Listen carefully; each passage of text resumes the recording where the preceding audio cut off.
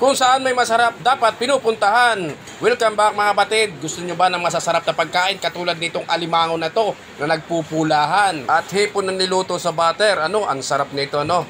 Tara, punta tayo dito sa Salazar Street sa Ongpin, Manila. Oo, nakikita nyo yan yung mga siopaw, yung fried siopaw nila, ano? Ang daming klase ng fried siopaw na to, ano? Alam nyo ba kung magkano ang isa nito? Magkano lahat 70 pesos lang naman ang isa. Ganon, kamahal itong tinapay na to, no? Magkano sa ganito? 70 isa po.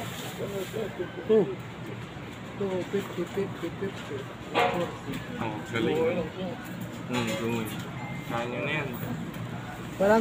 At kung gusto mo naman ng iba't ibang kulay ng siomay, dito lang yan sa may simbahan ng Quiapo mo makikita yan, ano? Oo, 4 na klase halos yung kanilang kulay. At kung gusto mo naman ng barbecue, dito naman yan sa may Suki Market. Kita mo naman kung saan nakakarating tayo ng pagbibideo, ano? Hanggang sa Suki Market, nandito naman yung masasarap na mga luto ng pagkain din na iti-take out mo na lang. Oo, katulad nito, ang sasarap nito, grabe. May halagang 150, 200, 250, mayroon ka ng pananghalian na mag-ayos, ano, napakasarap. Ultimo mga sushi, dito na rin niluluto, ano, o ginagawa. At balik na naman tayo dito sa Binondo. Dito rin marami makikita na iba't ibang kulay ng fried siopaw. Isa rin to sa dinadayo dito sa Salazar Street, ano. Pag dumating ng alas 12 hanggang alas 4, alas 5, ang daming tao dito. Lalo na itong makulay na siomay na to. O biro nyo, 4 na klase ng kulay. Meron ito. Balik na naman tayo dito sa Quiapo, Manila. Ang likot ng aking video, ano. 4 na kulay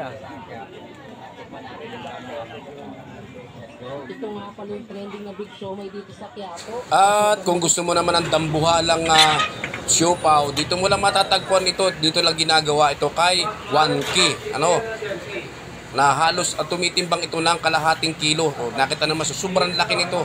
Promise, kalahating kilo ang timbang. At meron din naman itong ordinary sukat lang, hindi lang basta giant siopaw, kundi meron din sila dito mga tinitindang egg pie. Yan, masasarap na pagkain. Masasarap na tinapay katulad ng sipon.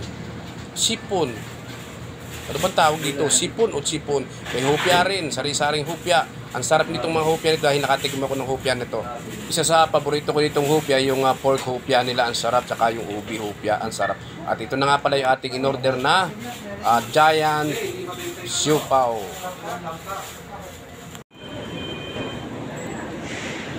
At meron naman tayo nadaanan dito sa gilid na iniwan. Taiwan kamote at saka Japan kamote.